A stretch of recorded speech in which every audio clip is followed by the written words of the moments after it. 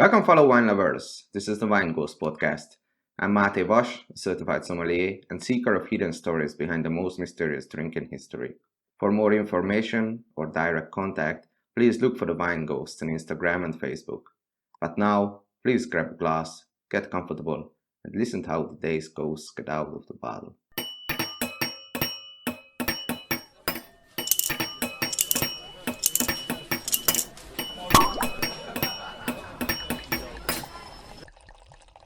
This time we were lucky enough to visit another great wine castle in the Württemberg wine region, the Jürgen Ellwanger winery from Winterbach, and sat down with Felix Ellwanger in a charmed garden setting while tasting one great wine after the other. You can learn about the Haters project, Schwaben barrels, the great GG vineyards, local wine growing history, why German whites are easier to sell at the moment than reds, why Lemberger or Blaufränkisch could be a big chance for Württemberg, about the rare variety Kerner, and why Felix thinks you cannot make great wines like machines.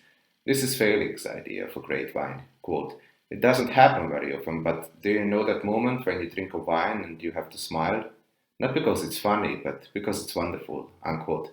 I also smiled after tasting 8 wines from his cellar, so I hope you also have a great wine ghost at hand and you can relax while listening to this week's episode. I also encourage you to visit the Wine Ghost Instagram page to get a visual idea about that wonderful place where we sat down together.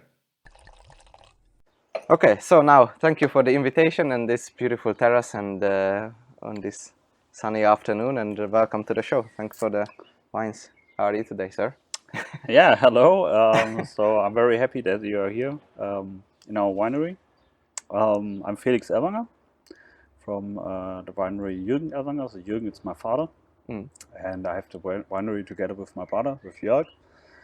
Yeah, and my family makes since 500 years we make wine, but this winery we start here after the Second World War. So now we are the third generation here in this village with this winery. Yes. Yeah, so we just took a look around in the vineyards, and it's very impressive. Also the new buildings, and we also seen the large barrels. And I already asked the question, but I want to repeat it because you said a very interesting thing that you have also Schwaben barrels, so from the area. Yeah. We use them more for white wines. For red, we use more French. I don't think that the oak is so different. So, but here the barrel makers are mostly a one-man show. So, Okay.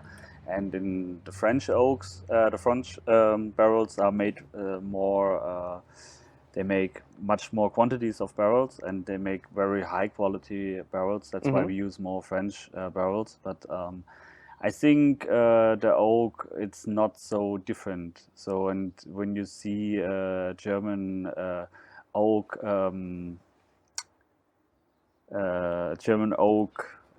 sorry, I don't know the English word for it. Auction, okay. yeah.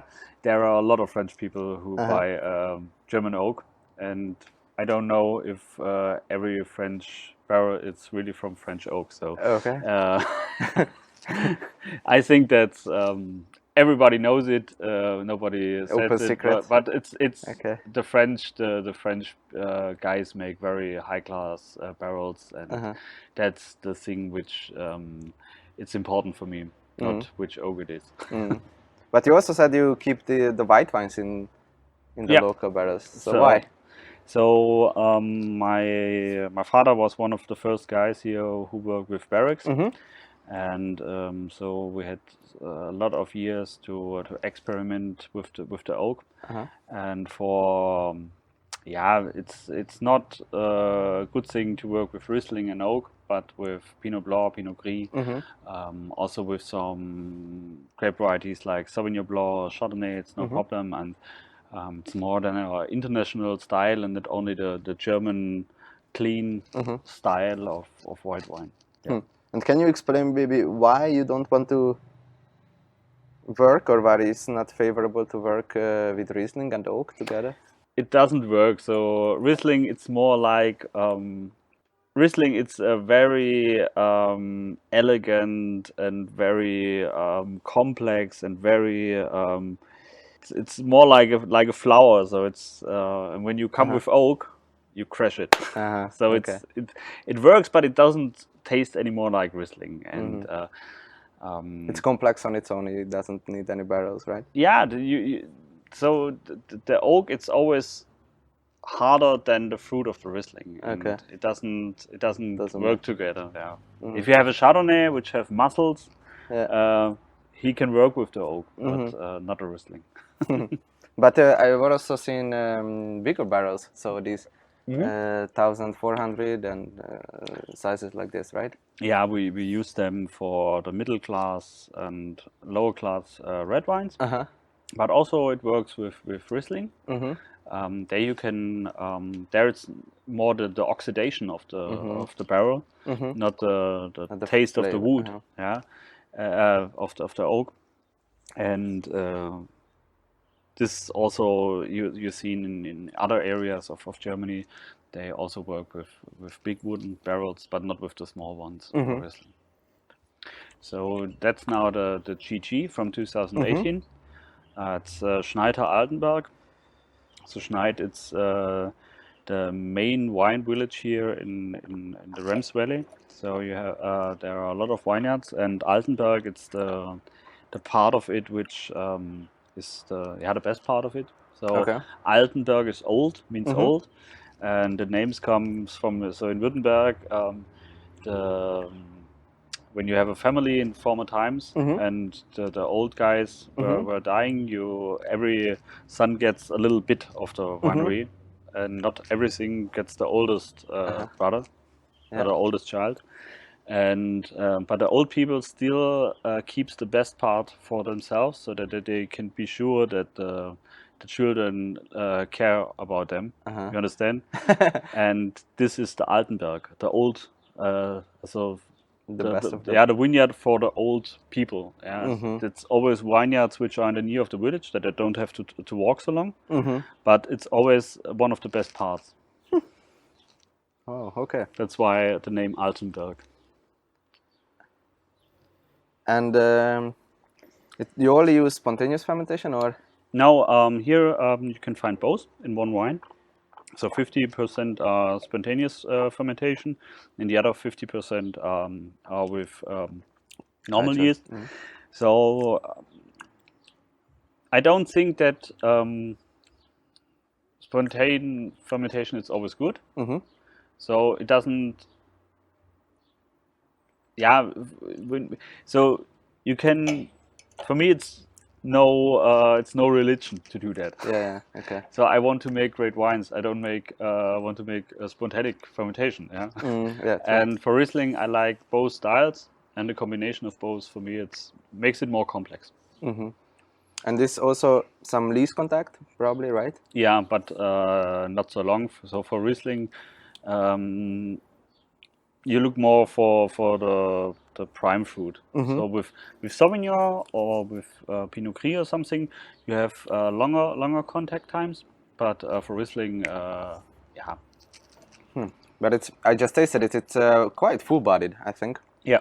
So 2018 was a very hot year. Normally it's a little bit more mineral. That's for me. Also, you have. This vineyard has, so the Swabian or the wines in Württemberg has always, the Rieslings have always a prime fruit. Yeah. But this vineyard has still a little bit of minerality. Yeah, true. That's what and so I like the combination. Yeah, because first we tried the Riesling Winterbach, the Ortswein, the 2019, and that was a typical Württemberg Riesling, because as we talked about, it has like a pointy acidity also, but that ripe primary fruits and not the green flavors. But this wine is also almost has a salinity, or like a shellfish, or this kind of magnesium-like character, or more inorganic element. But it's more full-bodied, and then also the color is more like almost like a grayish kind of reflexes, so not this really green. But how is the soil here? The soil, it's Keuper, so that's more limestone. So it's a very heavy soil, and sometimes you have some parts of Gips. Gips. Gips, yeah, sorry. And that's when you find gips, it's always the mineral part. And when you have only the limestone, so it's more the fruity part. And for me, that's are the interesting vineyards where you can find both. And why do you think it is that the soil has so profound effect in the wine taste? Yeah, so it's not only the soil, so it's the microclimate. So each vineyard it's a little bit different, and here you don't have the big wine fields. Yeah. You have always a little bit here, a little bit there, and are really complete different wines on a very small part of land. Yeah. Yeah, very varied. And also, so the exposure of these wineries are southern or mostly southern. Yeah. So the here in the Rems Valley we have nearly 1,000 hectares. Okay. But 100 years ago it was nearly 3,000 hectares. And the reason why it's less now, it's you have the Reblaus catastrophe, you know, 1920s, and here the industrialization starts at the same time. So the farmers had no money anymore. The fields were the grapes were dying, and in the same times, companies like Bosch, like Mercedes-Benz, they start, and so a lot of farmers go from the fields to work in the factories, and that's the reason why you now have less vineyards. But for us, this what you have are still the best vineyards. So the bad wine, so you don't find it. I know it sounds stupid, but you really don't find here bad vineyards. Yeah, I was also like when we drove here from 50 kilometers, right?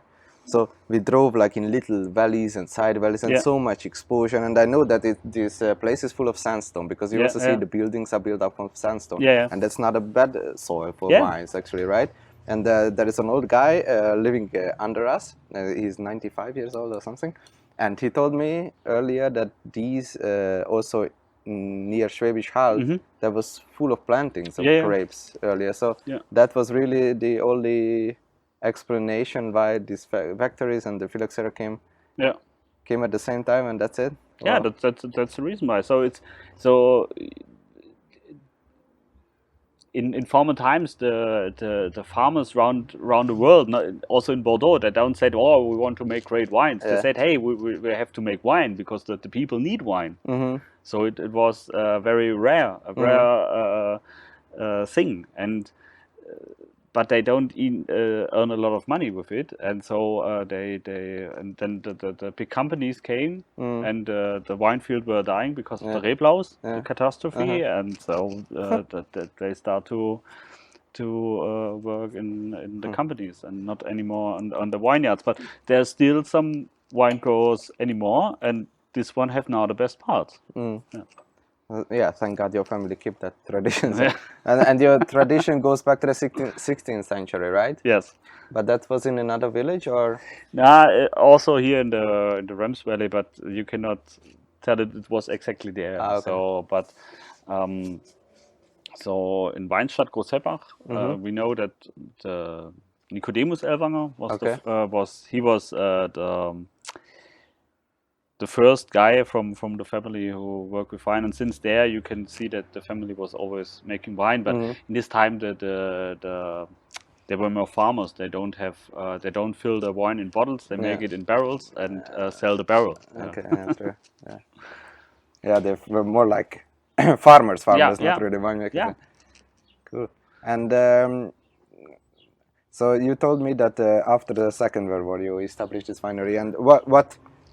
Because you're also part of the VDP. And how do you see the importance of being a VDP and this national for association? Us, it's I think for the German wine, it's so the high class producers are in the VDP. You can also find very good wineries which are not in the VDP, but you can be sure that these wineries which are inside the VDP, they are very fine. So in Germany you have nearly 12,000 wineries, and in the VDP there are only 200.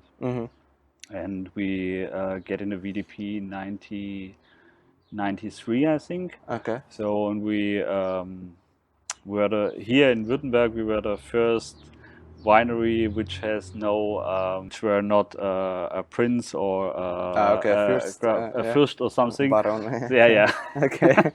Oh yeah, true. And so do you have this classification system, and we just Yes. tried the king of it, right? So GG. So can you maybe tell us how a vineyard is getting classified, and how do you work maybe differently for different kind of vines, if you want to make a GG Riesling, or if you want like an Ortswein or a Gutswein? So Yep. what are the differences for you?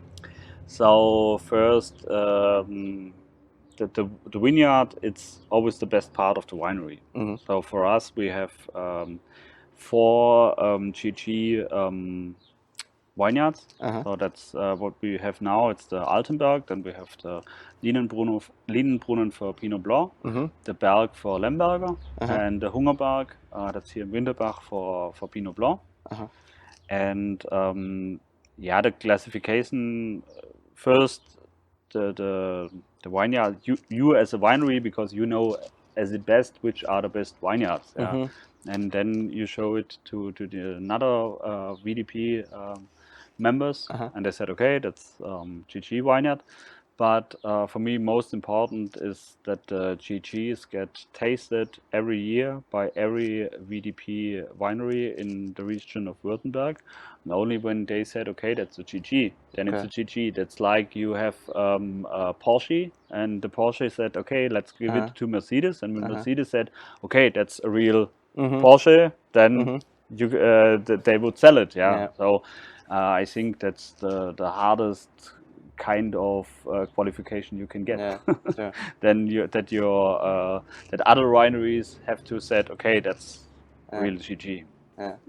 And so what are maybe the characteristics that you strive for if you make a GG wine? Like for example, in Wachau, it's more maybe easier to understand. Like, okay, it's a Smaragd wine. It's it's from 13.5% alcohol and the latest harvest. And maybe this more resembles the Burgundian type of classification, right? Because this is size specific, and you. I think it's a little bit both. So you have, of the one side, you have the Burgundy system, which said, okay, this wine has to be from this vineyard, but you also have the quality check in the GG, that you have that it has to be a real great Riesling to get a GG, or a real great Lemberger, and that means for me that you also have to fix a little bit the characteristic of the grape variety. So yeah, for me it has both. So you can only say, okay, that's a great vineyard.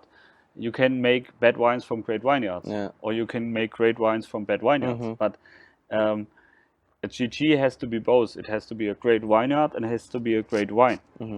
But that's in terms of wine, so you strive for a specific taste? Yeah. So, okay. So not like alcohol level or Öxle or no. I don't know. So Öxle and alcohol, it means nothing. So when you have an Lemberger, you have to have 40 or 30.5 alcohol. For Riesling, it would be too high.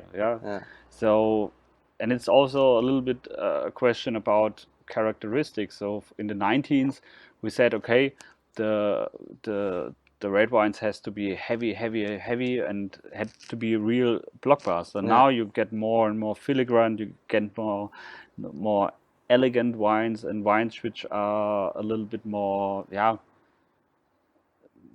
which show a little bit the vineyard and the soil and everything, and the characteristic of the region, and that's why it's very difficult to set a specific point, like you have to have alcohol level of 40 or something else. Okay, yeah, true. And you have but you mostly have red wines, right? Or red grapes planted? Yes, but now we get more and more white. So I think 20 years ago it was 70 and 30%. as a 70% red, but now we are 60-40, and I think in 10 years we may be 50-50. And why? Because the climate is warming up, right? So No, yes, but I don't think it's a little bit the market also. okay. So at the moment, it's very easy to sell white wines Okay. in Germany and also international. So with red wines, you have, it's not so easy. So in Germany, you have a lot of wines from Italy or from France, Mm-hmm. and but with white wine, so the most people drink German white wines. And, Okay. yeah. So it's easier to market a white wine. At the moment. So 20 years ago, it was different. So you have to do that what you can. But when it's easier to sell one thing, you can. It's make more white wines. Okay. And how do you work in the vineyard? So do you work conventionally or organic? Yes, or? we work conventionally, but also we don't use herbicides or something else, and but I would not say we are organic winery. So we work with the nature, and I often say when you want to make great wines, you cannot work against the nature. You have to work with the nature. So Okay, and the proof is in the glass. So. yeah. And what is the next wine? Next one is Grauburgunder Pinot Gris. I think it's the one of the. Thanks. For us, it was the first wine we do in the barrique, 1986. So it's from the Hades group. Hades, it's a study group. It's not. So you find on the world everywhere you find some cooperations between wineries. Yeah. And the only thing they do it's to sell wine. For Hades, it was not the thing to sell wine. It was you don't find the barrique barrel in Germany before the 80s. Okay. And that were one of the first guys, so my father and the other wineries, which do this together, because the problem is you have only one chance in the year. And when you are 6 wineries, you have 6 chances. And yeah. But it's almost amber color, right? So it's almost brownish and nice. There's a little bit of oxidation already in the nose.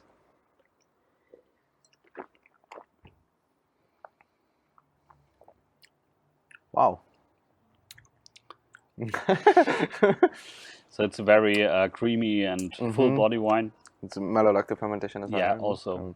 So it's also spontaneously fermentation, and also a long time skin contact. Not like an orange, but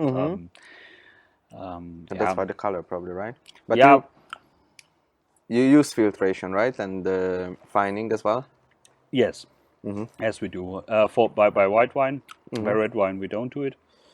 There you need no fining. Yeah, no final filtration. But for white wines, you have to do it. It's more. We also make some orange things, but not everybody likes it. Yeah. And I know every sommelier, and it's always a very great story, but sometimes it's for a normal person it's not easy to understand it. Yeah, true. And sorry, geht's gut. Hi. Ja, alles gut, geh schon. Ist jemand da, oder? Ne, wenn's klingelt, dann kriege ich es ja mit. Kriegen wir hin. It's ja, danke, gleichfalls. It's not live, so I can cut it later. So. Sorry, I'm alone today, and yeah. So she has to leave now, and when it's maybe sometimes I had to go up. But, no. And it's a beautiful garden, so. Yeah. Sorry, I bring the next wines. Yeah. Okay. Oh, that's really great. I would say we'll make one more white wine and maybe 3 red wines. Okay. Okay. Yeah. Yeah. So this wine is also has 14% alcohol, right? Yes. And the really late harvested southern exposure, or no. So Grauburgunder, it's more in the middle. So It doesn't depends on the with Grauburgunder you have to be a little bit careful with the alcohol level. So it goes very fast, very high. It's not like Riesling. So Riesling it's always later and it needs much more time.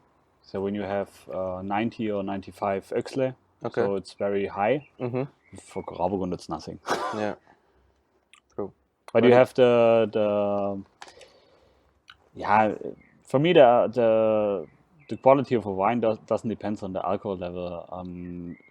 So today a lot of people said, okay, 40% of alcohol, wow, that's very high. But it's bad to taste alcohol, and if you don't taste alcoholic, the level you can have wines with 12% of alcohol, and it can be very alcoholic. You can have very spicy alcoholic taste, and also you can have wine with 40 or 15, and you don't taste anything of. True, and it depends on the grape variety as well. And what I noticed, it really depends on the dry extract. I think it's. It would be nice sometimes to read also the like the cellar books. Yeah.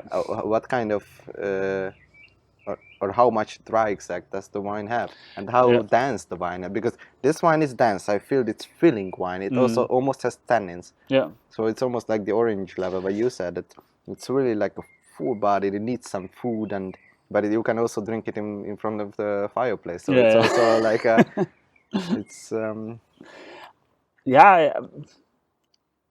For me, it's also a little bit of the style of our winery.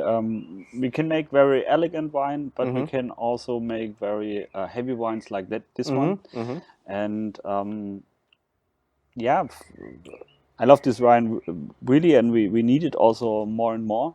So today we plant some new wine grapes and also Pinot Gris.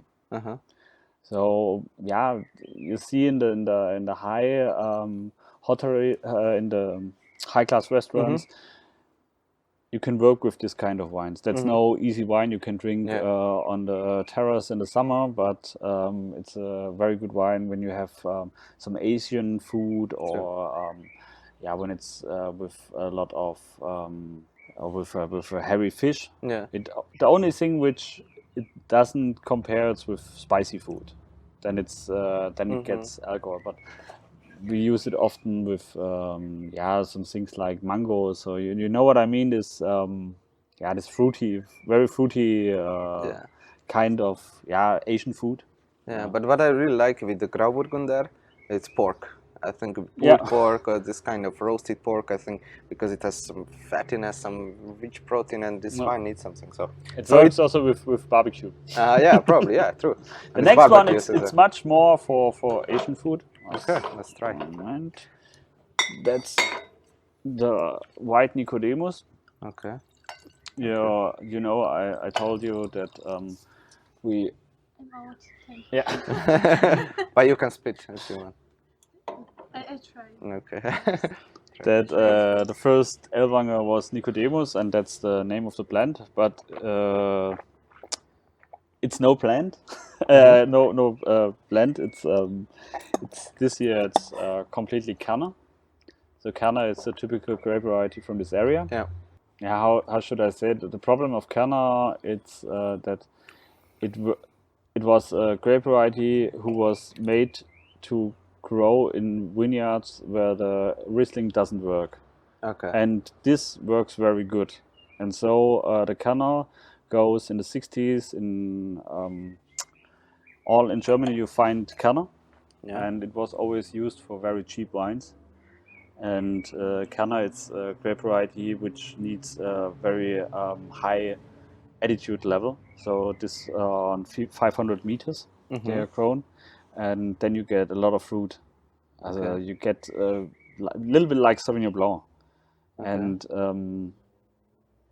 so in Germany, a lot of people think Kerner is always sweet and it's easy wine. For me, it's a very complex grape variety and something we we do more and more, and I love this grape variety. Yeah. And it's a natural cross, or? No, it was a crossing between Trollinger and Riesling, so from Weinsberg, from the wine school, but an old crossing, I think, from the 40s or 50s. Okay.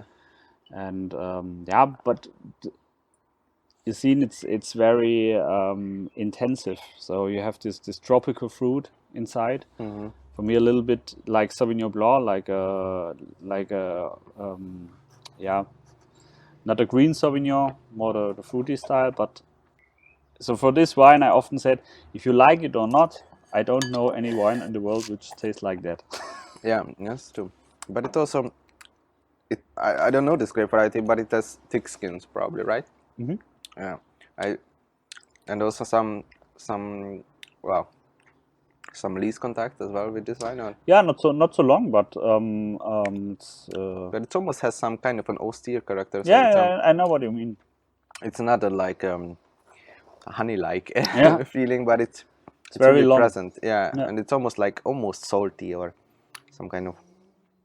But it's interesting. And it stays very, very long. Yeah, really, yeah. And also in the mid palate, that's so not here in the mouth, not in the back, but so it has weight. Really, it sits on the palate. Stays there. Yeah. It's also a grape variety which can handle the oak. So it was also barrel fermented, or? Yeah, completely. It's the same like with the Grauburgunder. Yeah, it's very. Wow, very interesting. What kind of food would you eat with this? Yeah, also when you have pulled pork was when you have it very sweet. You know what I mean? When you have this the sweet barbecue sauce, or also the Asian food, it's very interesting. Like I don't know the English word, ingwer. Ginger. Ginger, yeah, like a ginger soup, like this kind with could be right. Yeah. Yeah, and also maybe with some curcuma or some kind of almost kind of austere and spicy, but not like a curry, not like not like hot. But when it's not hot, then it's working. So you can work with curry also, also with the food curry, not with the but not the hot stuff. Yeah. True. Also, how much alcohol? So also 14. Okay, wow. The problem is always when you work with oak like this, you have to have a wine which can handle the oak. Yeah. And it has to be enough power there to combine the oak. When the wine is too light, you have only oak. Yeah, true. But you. So what is the difference if you put a white wine, for example? If you would have put this Grauburgunder in a bigger barrel, in an older, bigger barrel, or you keep it in a barrique. So how would it be different? It would be not so complex. It would have not so a full body.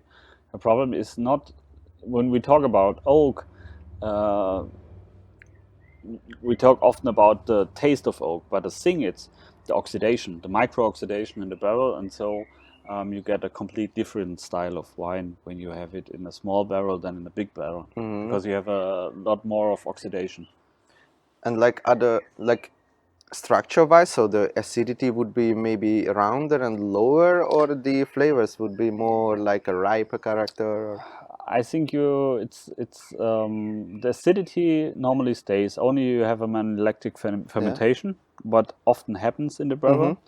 But the thing it's more. It was one of the problems the oak barrel had in Germany at the beginning was that the winemakers were not so. They used the normal qualities to put it in the barrel. When you do that, you get a much better wine out than you give in, and you have the wine must have the power to handle it, and then you get a better wine out. But when you with the big barrel, it's not like that. You can so the big barrel it's more for middle qualities. For me, Yeah, especially by red wine. By white wine, it's different. There's more the question about which kind of style you want to have. And how long do you usually mature wine in barrel? Or how do you look? The white wines are 12 months inside, and the red wines mostly 24 months. Okay, and that's the same for GG and the same. Now by GG, it's a little bit less than by the Hades, because there I want a little bit more the grape variety. Okay. And not so much the oak. Okay. But the Pinot Blanc also can handle not so much oak than the Pinot Gris. And true. Okay. Okay. so then Maybe let's the start with red wines. So I would start with a Spätburgunder, Pinot Noir. Okay. I look for an older vintage. It's 2013. It was more a light year, a very cold year. 13. Wow. Yeah. But I love it very much for the Pinots, because the Pinots in this year were very elegant, and that's through the nose. the kind of wine we want to make. That's what I actually wanted to say. It's like a Burgundian smell almost. Yeah. It's really delicate and really ripe red fruit. Yeah. Yeah, but without the jamminess, it's really elegant. It's not jammy at all, present acidity, and wow, really fruity and a really long aftertaste. The alcohol is 13%, right? Yeah. But you don't feel it. It's very like a light.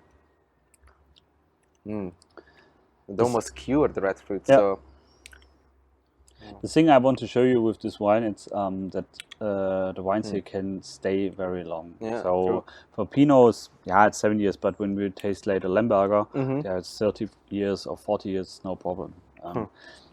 The problem is that nobody knows it. yeah. Wow. And it would probably, how long is it open? I opened it 5 minutes Now. before. Yeah, it would probably It good needs to have air. some need, right? Wow. Yeah, but that's what a typical Pinot Noir should be, I think, because it's ripe, but also has this almost like tertiary aromas, but it's still elegant, still present acidity. So yeah, it's wow, and almost it's getting this brownish or amber reflexes. So it's, you see, it's not like the really bright reddish color, but wow, nice.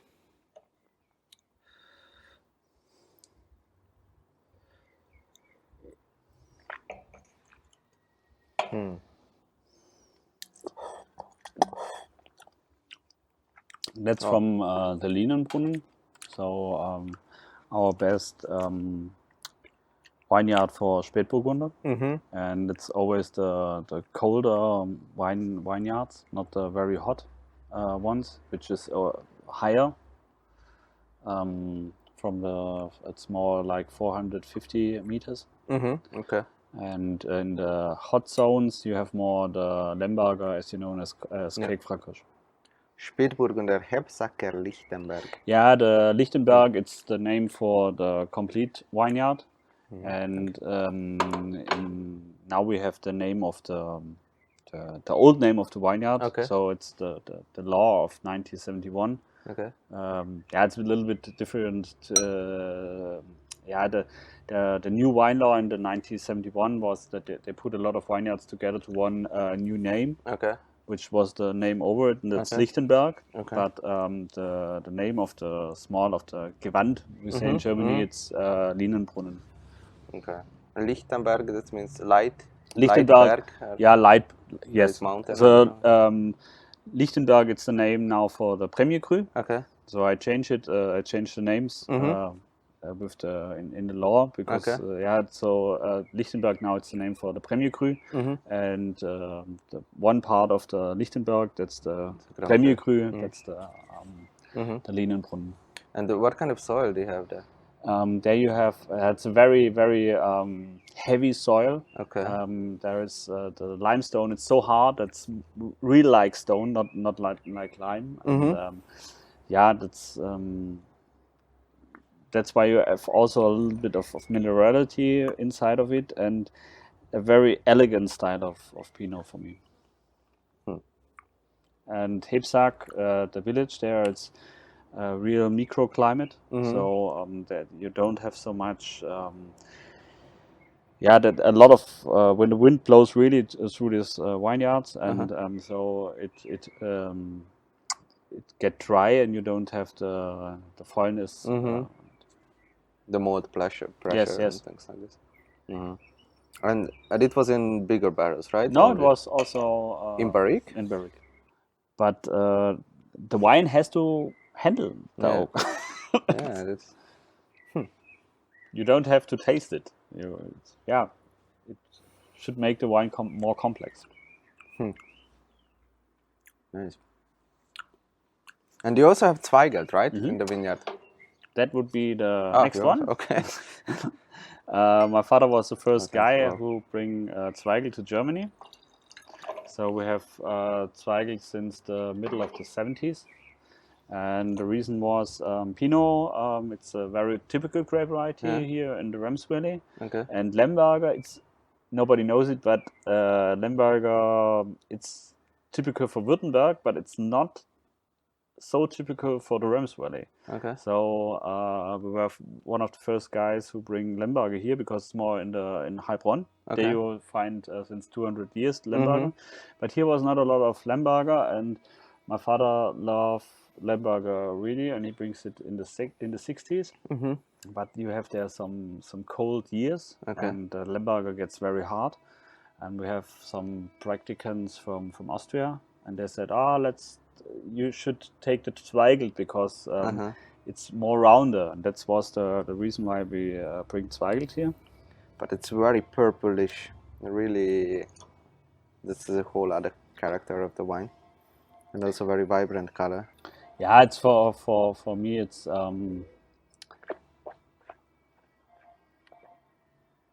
so our Zweigelt is often a little bit more herbal. And also a little bit more elegant, not so this blockbuster Zweigelt you find with a lot of chocolate and all this, very round and smoothie. And we still have here some a little bit more tannins often. Yeah. But But it's more like oak tannins, right? So you also put it in barrique? Yeah, 24 months, and it's no filtration at the end. Yeah, it's really present, the oak. Yeah. But the nose is really this typical cherry character, but and the palate is more. How long? Also, you opened it now, right? Yeah, it's very fresh opened at the moment. And the year, the vintage? 2016. Okay. And how was this vintage here? 16 was a normal year, a cooler year. And but a very also elegant year for me. Okay. So you have 15 and 18 was very hot years, and this was a normal but good year. Do you also taste other Zweigelts from Austria? For me, so we win some tastings against Austrian and German Zweigelt. So with Lemberger we lose everything. So but with Zweigelt we win. Yeah. No, that's okay. The thing is, the Zweigelt here is for me it's more elegant.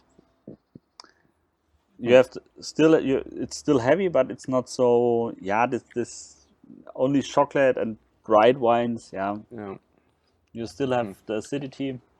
Yeah, and these are then really age-worthy wines. Then because the 16. I would have guessed it's an 18 something. Yeah, I don't know. That's a Lemberger. That's a Lemberger. Wow. Yeah, that's more like a dark cherry or black cherry. Yeah.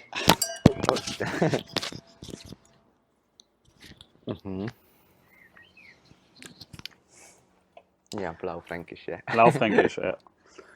But it's from 2017, so it's very young.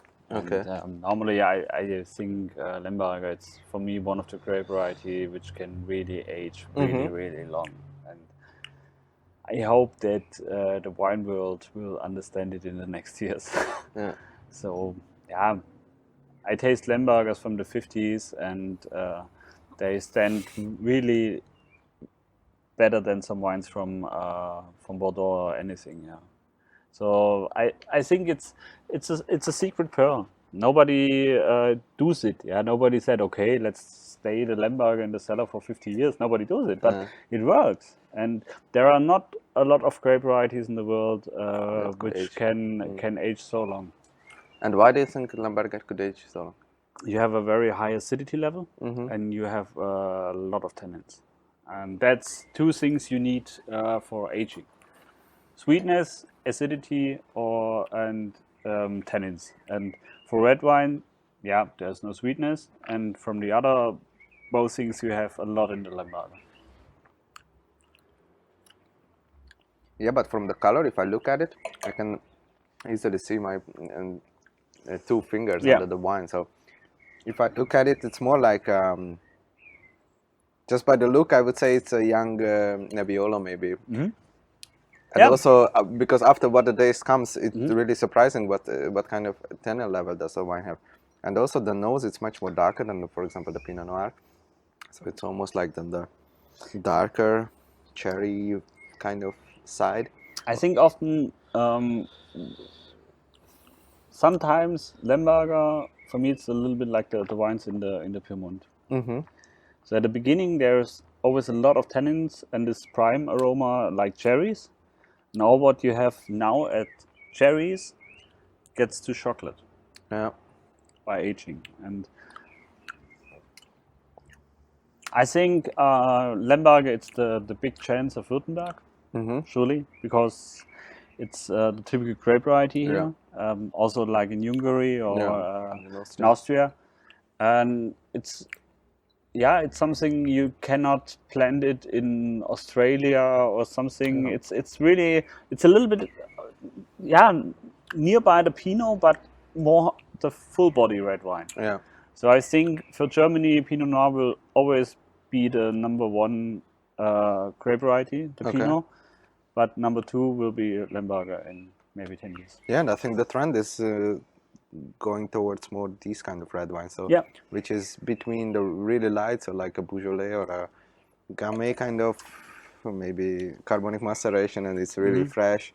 Drink now with full of esters, and this kind of like it has tannins, it has acidity, but still dry. It has riper flavor. So I think the taste of the people was also a little bit changing. So when you look 80 years back or 100 years, the elegant style like Pinots were always the high level, and in the 80s you have this new world blockbuster wines like Cabernet, Merlot, which is real heavy, and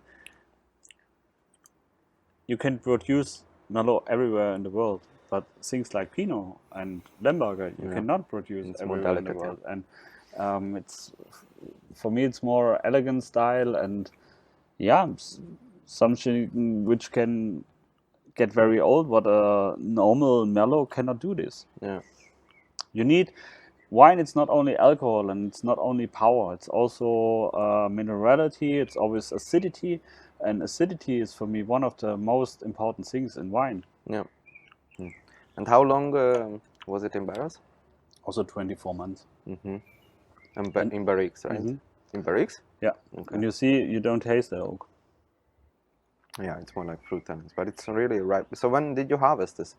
Lemberger, it's always at the end. I don't know exactly when it was 10,007, but at the end of September, maybe at the beginning of October. So normally you start, so Zweigelt and Merlot is in the middle, and Lemberger it's always in the end. Middle means? 2 weeks before, So that the early grape varieties, it's Pinot, because you don't want to have the high alcohol level. And then normally comes Merlot, Zweigelt by the red wines, and then comes Lemberger, comes always on the end nearly with Cabernet Sauvignon.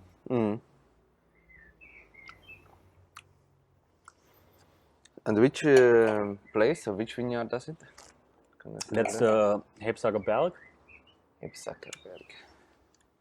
So that's the neighbor vineyard of the Linenbrunnen, and it's a very traditional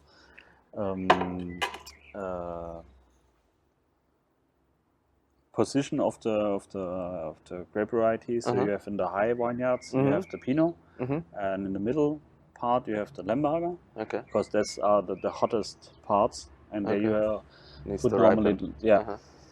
So what do you see the future of your wine? So where do you see the possible export markets maybe? Or do you think it's more interest in Lembergers and Rieslings from this region? Yeah, I think as I told you before, we have a very strong home market, but the times are changing, and the old wine growers like my father, they don't think about wine selling. So when you came here 20 years before, there was a clock, you ring, and when somebody was there, you were there, and somebody was there, you can buy wine, and if nobody was there, you come again. Yeah? And the winemakers in this time, they don't care about the market. Yeah? And the times are changing, the qualities get higher, and the wine market goes more international, and we can sell wine like in the 19th, and we have also to go out. And I think it's a little bit the thing of my generation of winemakers to make the Württemberg wine more international, and to show what we can do here. So I think we have the qualities, but we don't have the image. And how can you change that? Through the VDP or through social media or everything? I think it's always a long. It needs a lot of time. So here in this region, everybody knows here that here are great wines, but also maybe in Frankfurt. But when you go to Hamburg, it's different. Yeah, and it needs time. It's easier for us to sell our wines often in the export. Yeah, because nobody knows us. Yeah. Nothing good, nothing bad. Yeah, and so I think we don't have problems to bring our wines in the market, but yeah, I think it's also nice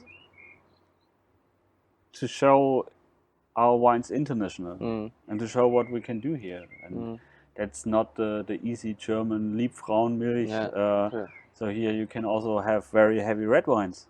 Yeah, and very elegant Pinots, and yeah, let it be. Show the word, because that was I don't know. We tasted how many wines? 8 wines now, and they didn't disappoint me. So let the world see what you can do. So, do you want to add something maybe, or do you want to talk about something else? Maybe you have a project in the future, or do you have any plans maybe? Oh, we have a lot of plans. For example, just tell the biggest plan.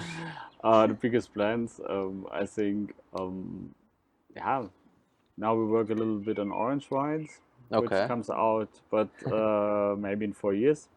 So I don't want, when we do things, I don't, how should I say it? I don't want to make orange wine because it's in now. I want to do it like you should do it some 100 years before, and that needs a lot of time. Yeah, true. And I also see a strange amphora or a mini amphora. We have some other things, but I told to you when we are in 4 years when you come again. Okay, nice. Okay. And what is your approach maybe about natural wines, or this SO2 or sulfur addition, and just I don't know. I don't know if I have to do that. So we have a lot of experiments with oak, a lot of experiments with orange, and with no SO2. I often think that's nice wines for some months, but not for some years. And I don't have to do anything. Yeah. So now we work with some grape varieties from the east. I want to show for our very cold vineyards, which were like gold Riesling. Okay. And we have some ideas, but for me, the how should I say, orange, I think I find it very interesting, but the natural wine, I don't know if I have to do it with. maybe flaked sometimes with sparkling wines. There I find it very interesting. Yeah, but Yeah, like a pet nut or something like this. yeah, I like that. But how should I say? I don't want to make wines only for marketing. I want to make wines which I like by myself. Yeah. Yeah, true. That's what I got actually in this. I don't know, 90 minutes which we spent here. Like this is really your home, right? You also live here probably. Yeah. So you really feel at home, and this also in this garden is like your own little world, and then you don't want to looks nice for the world, that you want to make wine what you like, right? Yeah, wine. It's I think in the last years, the market and also everything is talking about. It's more marketing than it's really wine. Yeah. And this is something I don't like. So a wine should talk by itself, and you don't have to say, oh, here, and often not a story. It's important. The wine is important for me. So that not you see around. If somebody comes to me and said, "Wow, we have an orange wine," I said, "Yeah, okay, you have an orange. How long was it on the skin?" He said, "Wow, 2 weeks." I said, "My Grauburgunder is from 1986. Yeah, the first one, and it's since 1986. It's 3 weeks on the yeast, and I never would be on the impression that this is an orange wine. It's no orange wine. Yeah, an orange wine must be 3 months on the yeast. Then it's an orange wine. But everybody is talking about orange, and it's talking about natural wines. And if it's really a natural wine, when sometimes you find SO2, or it's an orange wine when it's 2 weeks on the yeast. For me, it's not. It has to be much more longer on it. Can I try this Pinot Noir again, please? Yeah, surely. Thank you. Oh yeah, but now it's much more open. Yeah. It's really cute strawberries. It's what comes to my mind. It's the fruit really comes forward. For me, it's Pinot. It's often a grape variety, so it doesn't happen very often. But you know that when you drink a wine and you have to smile. Yeah. You have to smile not because it's funny, but you have to smile because it's wonderful. So by me, it happened this maybe 2 times a year. And I really have to taste a great wine. Yeah. But I think the half of the wines which happens it's Pinot. Yeah. But it's one of the most difficult one to make, right? Because you really have to be on the edge and you know what you are doing. So if you, for example, just let's say you have you know that it's a great vineyard for Pinot Noir. And then how do you, maybe from the beginning, how do you monitor the whole process in a vintage? For example, this one, 2000. Every year different. That's the big thing on winemaking for me. Yeah. When you winemaking, it's not an exact thing. Yeah. You cannot make wine like you make a machine. When you do this, it never will happen. That's you have to see the year and the climate and everything, the weather, and you have to manage it every year different. When I make the Pinot in 2013 like that, and I would do it in 2014 at the same, it would be a very bad wine. You have to do it every year different, and you have to handle the nature and work with the nature, and that's the thing. So surely we cut the grapes down, and we manage that we don't have so much grapes. It's always 30 liters per hectare? Per hour. Okay. And but that's you do like every year. But with all other things, when you cut when you harvest the grapes or something, it's every year different. So you there's no master plan. And how do you monitor? Do you see the thickness of or do you measure the sugar contents of the ox layer? Or okay, You just measure I the just- excellent, but the most thing is you have to taste it. Yeah. So you taste. You go after the taste when you harvest. Yeah, or? surely. You have to do it. It's more the work by my brother, but Uh-huh. you have to look every day for it. And that's one of the things. I said we have 27 hectares, but we know where our vineyards are as family. You know, when you have 80 hectares, you have to have an manager for the vineyards and manager for the cellar and everything. And we can overview everything. And that's one of the different thing with winemaking for me. It's there is always a problem when wineries get too big, because you should then you have to have a very good team, a perfect team of. But now we can do this as family. When we would be double so big than we are now, you cannot do this anymore as a family, and then you don't see every vineyard. You can then you say, okay, there's some vineyards, but we really go out and look for it. Also in the cellar, and that's a problem. That's why money should no goals in the wine business. When you be Coca-Cola and you buy a winery and you put $100 million on it, that's no guarantee to make great wines. And that's good like that, care. because when that would be work, then we would all depend to Coca-Cola. That's what we don't want here. No, it would be great, and I have a lot of money, but the wine world would never be the same. And I think wine is one of the most complex. It's the most complex drink in the world, because you never. So when every year I drive to the Pro Wine, and it's the biggest wine fair in the world, and every year I think I know something about wine, and every year when I come back, I know nothing about wine, because the wine world is so big that you never will overview the whole world. And everywhere in the world you find great wines and bad wines, and that's the nice thing. And every bottle is different. It's different. So, Every and every vintage is- vintage, every yes, winemaker. Everything is different. Okay. So, really thank you very much for this wonderful afternoon and I this thank beautiful you. wines. And really good luck for the future. with And that Corona dies fast as possible. Yeah, probably. Maybe kill it with some wines. Yeah, maybe. I hope so. Okay. Thank you very much. Thank you very